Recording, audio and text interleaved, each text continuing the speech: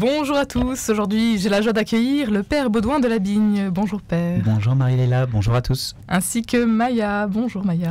Bonjour à tous les auditeurs. Maya, vous venez tout juste de recevoir le baptême. Vous avez été baptisée lors de la vigile pascale avec votre fille par le Père Baudouin de la Bigne, qui est curé des paroisses du Confluent. Exactement. Un groupement paroissial sur les communes d'Andrézy, Conflans-Sainte-Honorine et Morcourt dans le diocèse de Versailles. Et ça fait pas mal de paroissiens, tout ça. Oui, entre quasiment 60 000 habitants. C'est très beau. Venez voir, c'est magnifique. Entre l'Oise et la Seine. Entre l'Oise et la Seine, oui. Vous y êtes depuis septembre. Oui. Donc tout jeune curé. Donc je suis pas pour grand-chose dans le parcours de Maya, mais on la termine ensemble. Vous l'avez donc baptisée lors de la vigile pascale. Exactement. Une très belle vigile. On a la chance d'avoir pas mal de baptêmes dans la paroisse. Et voilà, ça a été un grand moment de joie pour moi, comme nouveau curé, de voir tous ces beaux parcours qui aboutissaient et la joie sur les visages, en fait, ou l'exultation de cette nuit-là. Pour toute la paroisse, ça a été un grand moment. Une grande joie pour vous et votre fille, Maya. Oui, en fait, une joie. Je pense que le mot est assez faible pour décrire le sentiment qu'on vit quand on se fait baptiser. C'est juste un sentiment merveilleux qui nous submerge et qu'on essaie de vivre de la meilleure des façons. Et se faire baptiser avec ma fille, qui à la base était notre première demande, est une joie supplémentaire, en fait. De partager avec elle ce moment inoubliable, un moment de vie qui est quand même un moment très important dans notre vie, dans notre passage et d'être dans notre entrée en fait officielle dans l'Église catholique. Le partager avec elle, c'est quelque chose d'incroyable. Est-ce que vous pouvez nous raconter, Maya, pourquoi est-ce que vous avez demandé le baptême ? En fait, comme je le disais à Père Baudouin, j'ai vécu déjà une vie. Donc, je suis née dans une famille musulmane. Et j'ai quitté l'Algérie il y a 2 ans pour m'installer ici en France suite à des difficultés, à des problèmes liés exclusivement à la religion. Donc pendant le Covid, en fait, à la coupure de tout, je me suis retrouvée en fait, à me remettre en question. Comme j'avais des soucis déjà avec ma famille par rapport à la religion, je me suis retirée de la pratique. Et le moment du Covid, en fait, c'était un moment qui m'a vraiment, vraiment permis de me reconnecter à moi-même. Et la première, ce qui m'a vraiment fait comprendre les choses, c'était un passage de Saint Matthieu. Donc, vous décidez de vous plonger dans les évangiles ? Non. Par hasard.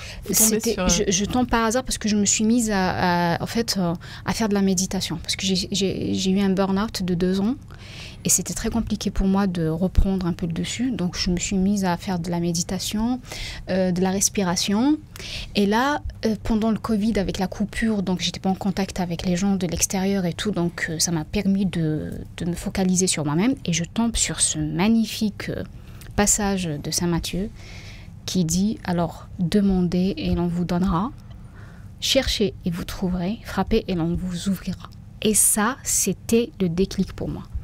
C'était le déclic. Et c'est à partir de là que j'ai compris qu'en fait, j'étais pas à la bonne place, j'étais à la recherche du Seigneur, j'étais à la recherche de mon Père, en fait. Et c'était à partir de là que j'avais pris la décision. Et je n'en ai jamais parlé, je le dis aujourd'hui à tous les auditeurs qui nous écoutent, c'est à partir de là que j'ai pris la décision en fait de me reprendre en main, de suivre, de chercher plus et de tout quitter et de venir m'installer en France. De franchir le pas d'une église, d'entrer dans une église ? Ah non, ça c'était après.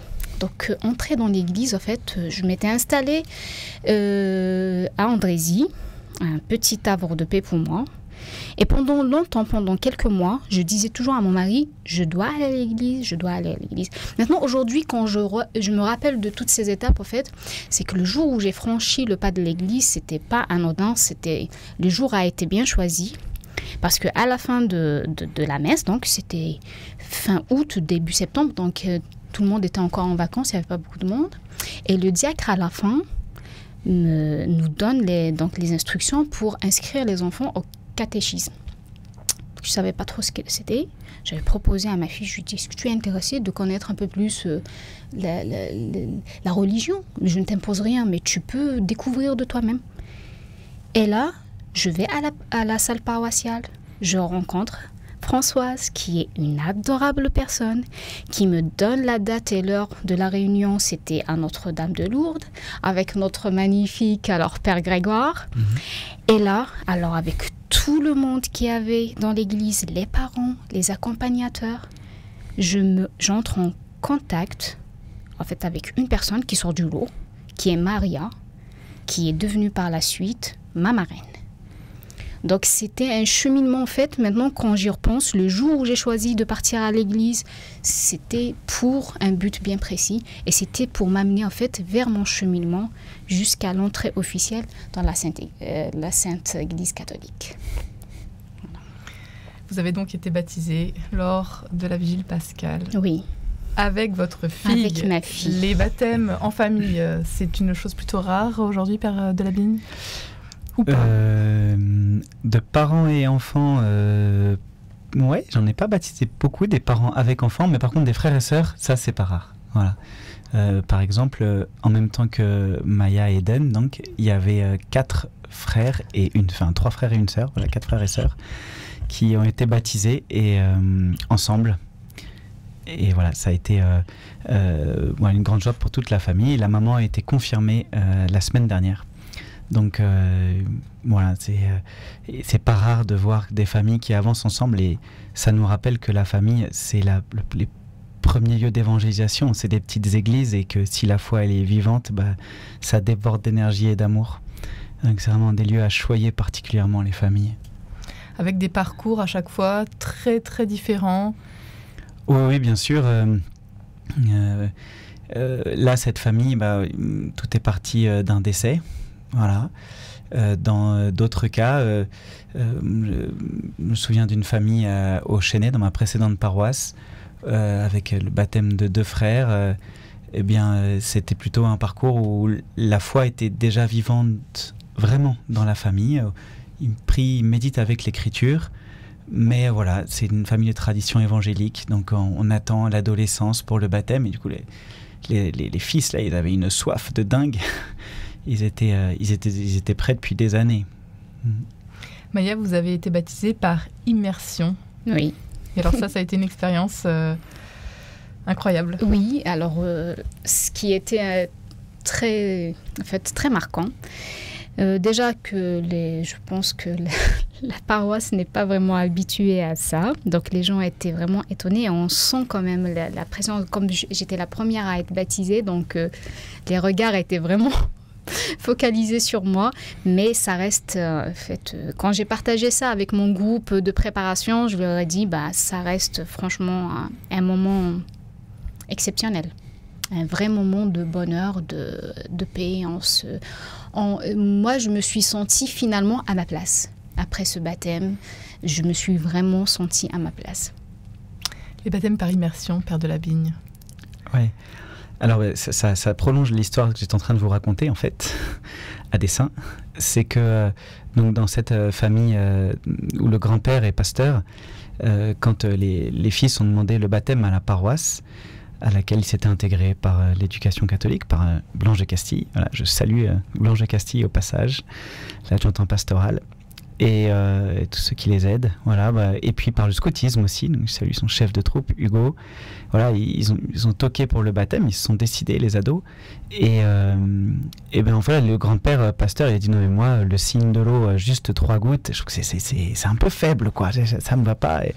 Moi, je veux bien que vous le baptisiez, mais quand même, faites-moi un vrai bain.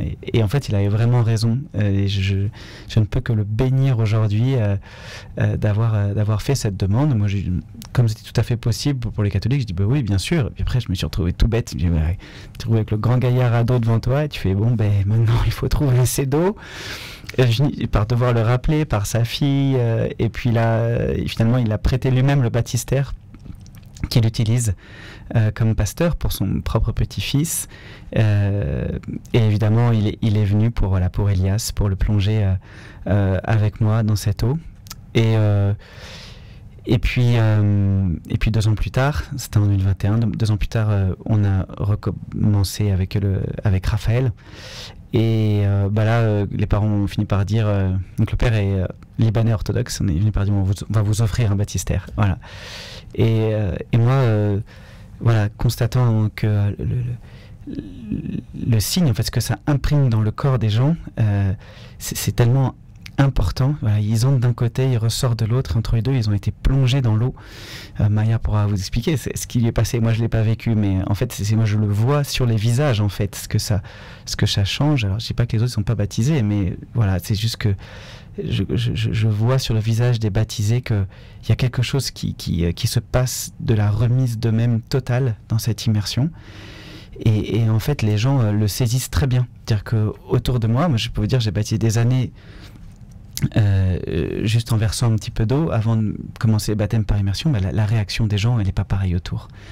Et ça se perçoit très vite. Les gens, le baptême par immersion, ils se mettent tous debout autour, ils veulent voir, ils veulent voir le visage, ils sont pris comme le baptisé est complètement pris dans l'eau. Une démarche qui interpelle. Et vous, alors vous avez donc reçu votre baptême par immersion. Aujourd'hui, il faut malheureusement déjà conclure. Maya, qu'est-ce que vous aimeriez dire pour terminer ? Pourquoi c'est important de témoigner aujourd'hui ? C'est important de témoigner parce que pour moi, j'ai eu un parcours assez difficile, mais j'ai l'impression que toutes les épreuves de ma vie, qu'elles soient bonnes ou mauvaises, m'ont mené en fait à la rencontre de Jésus en fait. Et je suis sûre, je suis même convaincue que pendant toute ma démarche, le Saint-Esprit m'a ouvert la voie. Comme j'ai l'impression que c'est comme l'ouverture de la mer Rouge par Moïse. J'ai traversé tout d'une manière tellement fluide. En arrivée jusqu'au baptême, c'était tellement clair pour moi que c'est pour ça que je veux vraiment transmettre mon expérience aux gens et peut-être les motiver aussi. Un grand merci à tous les deux, Maya et Père de la Bigne, d'avoir été avec nous aujourd'hui. Merci de nous avoir reçus.